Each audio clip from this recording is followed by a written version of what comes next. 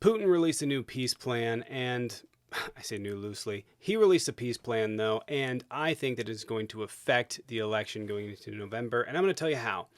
So, Putin basically has repurposed the peace deal that he has had going for the last few years and said, look, I'm offering this, give us a bunch of land, and then we'll talk negotiations. And Ukraine is saying, out of your mind? Ukraine is not going to capitulate on this. They want Russia to leave so that they can have negotiations. Russia wants to take more land, so we're in an impasse. Donald Trump is coming in saying, I'm going to defund Ukraine. I'm going to allow Putin to do whatever he wants.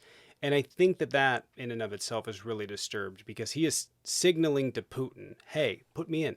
Like, hey, work with me again. Help me get elected. If you help me get in there, this is what I'll do for you. That's what he's doing right now. The peace plan, though, is the same exact thing. For those of you that don't know, there have been multiple different peace proposals. The Ukrainians have put one forward. South Africa, an African delegation, has put one forward. China put one forward. China put forward the 12-point plan, of which only two of the points in there had anything to do with land. Russia agreed to none of them. So Russia very clearly has not been very serious about this. In fact, China left that meeting and publicly admonished Russia, calling it frustrating that they would not work with them. So Putin has no want to do this. And so we're in an impasse. So what's Putin doing? Well, he's signaling like, hey, this is what I want, right? And Trump is signaling, hey, this is what I will give you. And so Trump, I believe what's going to happen is going to come forward and say, Putin wants this as a peace deal, and I would give it to him. I would give him the peace deal he wants to end the war. Ignoring that peace deal would undermine everything, right? But it allows for Donald Trump to claim, hey, I would make the deal, I would end the war, and it ignores that it will result in the genocide of countless Ukrainians and the refugee status of millions. Unsure how many people would actually die, but I would imagine it would be somewhere in the hundreds of thousands to millions. Trump's going to say, I'd make that plan. And then that undermines Joe Biden, who's saying, no, I'm going to give them more equipment. They need more equipment to fight this war so that we can stop Russia. And to the average American, they're going to be looking at this going, well, Joe Biden wants to continue the war, but Donald Trump's trying to end the war. So I guess Donald Trump wants to end the war, Joe Biden doesn't. Ignoring the much more significant geopolitical ramifications, ignoring the consequences of making that deal. Donald Trump plans to just outright defund them. And we've already seen what Russia has done without any sort of restriction. We've seen what they've done in Chechnya. We've seen what they've done in Georgia. We've seen what they've done to their own people.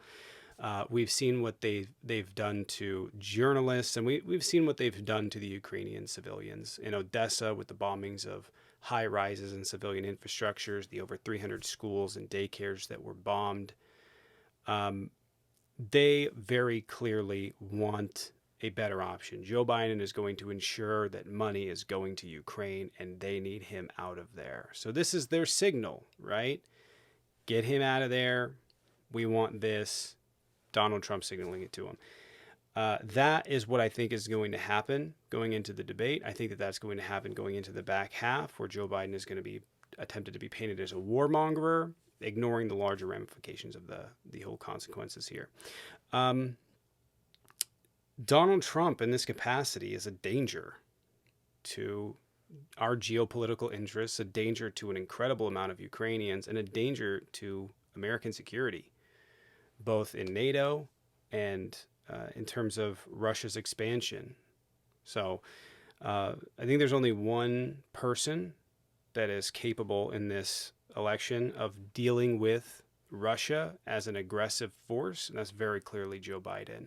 Donald Trump is going to paint himself as the peaceful one, as the anti-war one, and it may be effective because of all the other things that are going on currently in the world and all the other things that Donald Trump gets to throw at him. Now, I don't know that Donald Trump is even competent enough to be able to bring these things up in a debate while he's talking about Hannibal Lecter and wind turbines killing whales and the political persecution of himself.